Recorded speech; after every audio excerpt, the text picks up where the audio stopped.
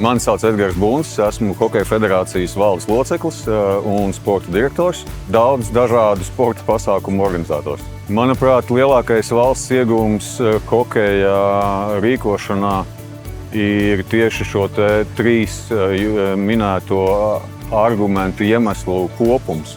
Viens ir finansiālais, viens ir valsts atpazīstamība un valsts vienotība, jo pēc būtības tas, ko mēs redzam pavasarī, manuprāt, Latvijā ir tik ļoti maz šādu vienojošu pasākumu un 23. gads ar nedaudz vairāk kā 50,000 pie cilvēku pie brīvības pieminekļa.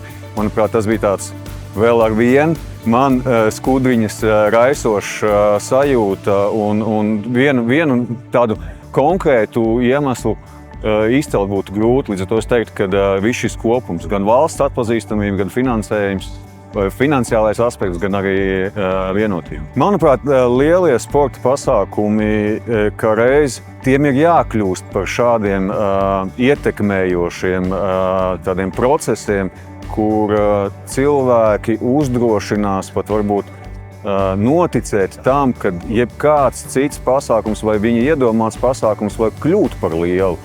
Hokejs tiešām pēdējo, es teiktu, 8 gadu laikā ir ieguvis tādu nozīmīgu vietu starptautiskajā apritē. Un šeit laikam man jāsaka, ka tā būtiskākā lieta ir darīt to, ko tu dari visaugstākajā profesionālajā līmenī.